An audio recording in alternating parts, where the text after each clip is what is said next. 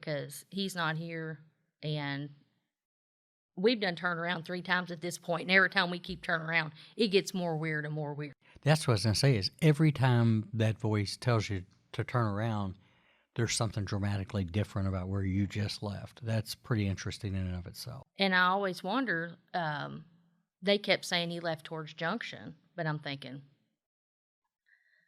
was the voice telling me to go back towards Stanford? I don't know. Yeah.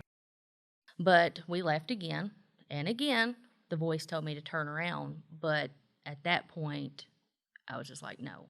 Mm-hmm. It didn't got too weird. We had all the kids in the car. Yeah, that's a difference maker to have the kids in the car, right? Even when your intuition is speaking to you. I drove out there many, many times. And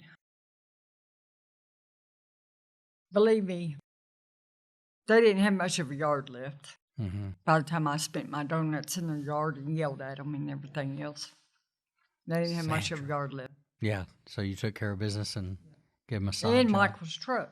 There we go. Okay, there's a little justice there, I guess. They see that truck coming down the road and yeah. So after that, like I said, the voice did tell me to turn around again, but I didn't for multiple reasons. 1, I had my kids in the car. 2, I didn't have a weapon on me. 3, I knew something was wrong.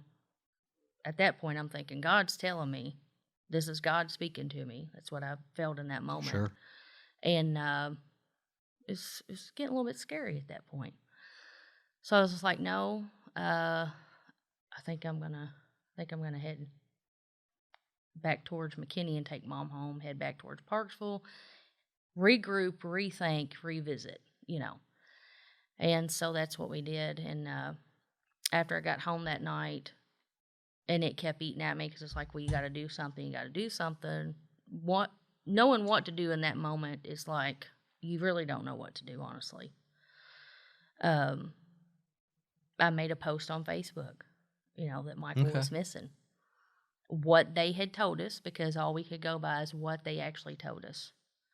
That he had left there walking between 8 and 9 o'clock, going towards Junction, that he was wearing swimming trunks at the time, and stuff like that. And so I just made the post based off of that. If anybody's seen him, call me, call my mom, call the state trooper, because I had his information on the post that we had talked to earlier that day in McKinney.